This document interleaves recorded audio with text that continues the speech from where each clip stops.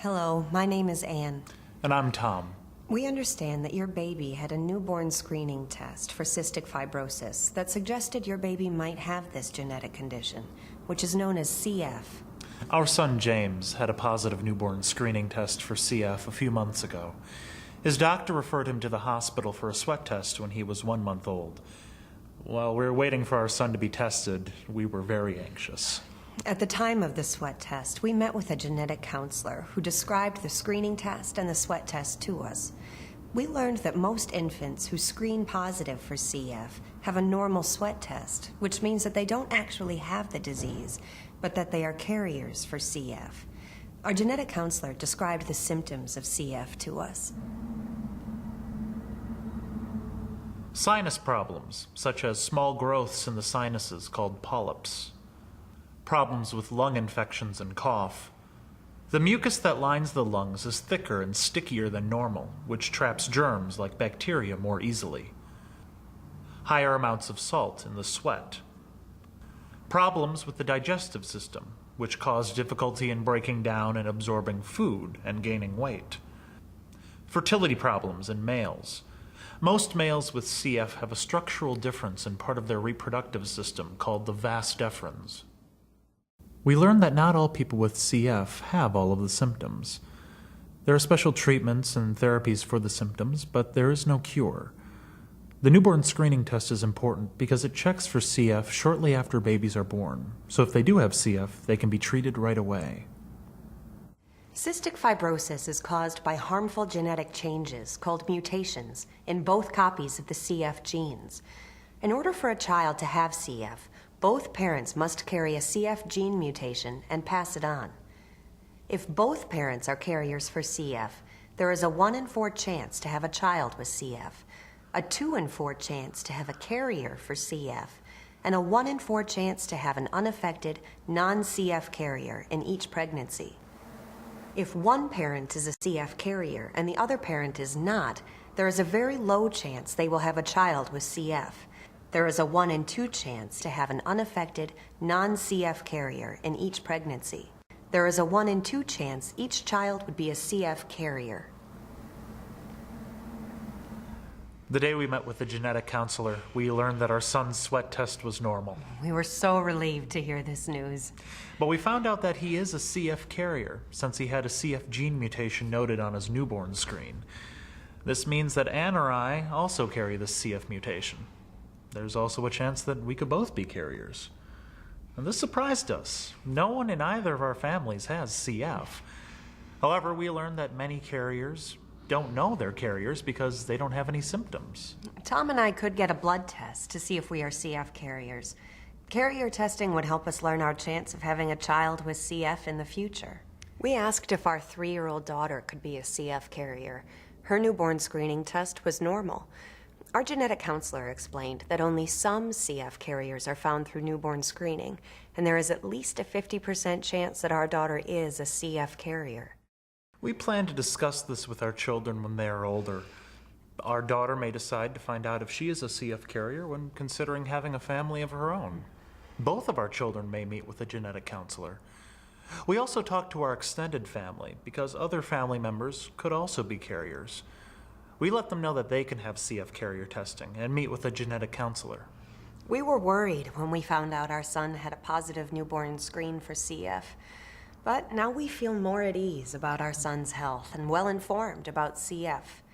We encourage you to ask questions when you see your child's primary care provider or genetic counselor to make sure you have all the information that you need about cystic fibrosis. As discussed in the video, there is a high likelihood that the results of the sweat testing your child is having today will come back negative. While a negative sweat test means your child does not have cystic fibrosis, we do know that they are a carrier for this condition, which means they have a change in one of their 2 cystic fibrosis genes. Since we inherit our genetic information from our parents, we know that you may be at increased risk to have future children either affected by CF or who are also carriers. To best understand your risks, we would recommend initiating testing with one parent. Since mothers of newborns are recommended to return for a follow-up visit 6 weeks after their baby is born, this is a great time for you to ask your OB to coordinate cystic fibrosis carrier screening.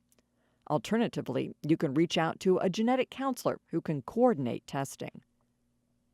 The results of this test will help you and your child's father better understand your risks for future pregnancies. It is also important information to share with your immediate and extended family members who may also be at an increased risk to have a child affected by this condition. Since individuals who are carriers typically have no symptoms of the condition, many people do not realize they are carriers until they have a child affected by CF. If your child has negative sweat testing, we will provide you with information today about the importance of testing so that you better understand the chance to have a child affected by this condition.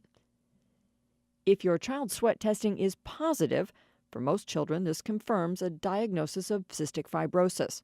However, additional testing will likely be needed in order to better understand the genetic factors that contributed to this diagnosis. Newborn screening examines only a small portion of the over 1,400 genetic changes that can cause someone to be affected by cystic fibrosis. A genetic counselor will meet with you to help coordinate genetic testing and explain what these test results mean for you and your family members. Following a positive sweat test, we will be reaching out to your child's primary care physician to explain the results of this testing and what we would recommend happens next to provide you and your child with the support and care you need. This would include referring you to a CFF, accredited cystic fibrosis care center. By having all of the specialists needed to provide comprehensive care available to you during your visits to the CF Care Center, we hope to make it easier for your child to get the comprehensive care they need. As you'll see listed here, there are a number of these centers in the state of Indiana to help best meet your family's needs. In rare cases, your child's sweat testing will be inconclusive. This means that sweat testing was not able to help either confirm or exclude this diagnosis for your child. At this point, we would recommend that the test is repeated by 2 months of age. If testing is still inconclusive after the second test, we would recommend your child be seen by the CF Care team for a more extensive evaluation. If you would like to better understand the information discussed in this video, we would be happy to set up an appointment for you to meet with a genetic counselor. A genetic counselor can explain what it means to be a cystic fibrosis carrier, help you better understand your risks to have future children affected by cystic fibrosis, and can help you better understand how to communicate these risks to your extended family members. If you'd like to schedule an appointment with a genetic counselor, we would recommend calling the Indiana University Department of Medical and Molecular Genetics at the number shown here, or visiting the National Society of Genetic Counselors website to locate a genetic counselor in your area. If your child's sweat testing is positive, you will be given the opportunity to talk more with a genetic counselor during an upcoming visit with the Riley Cystic Fibrosis Center. We want to thank Children's Minnesota for allowing us to use the video you viewed at the beginning of this presentation. Thank you for your time, and we hope you found this information helpful in understanding your child's sweat testing and cystic fibrosis risks.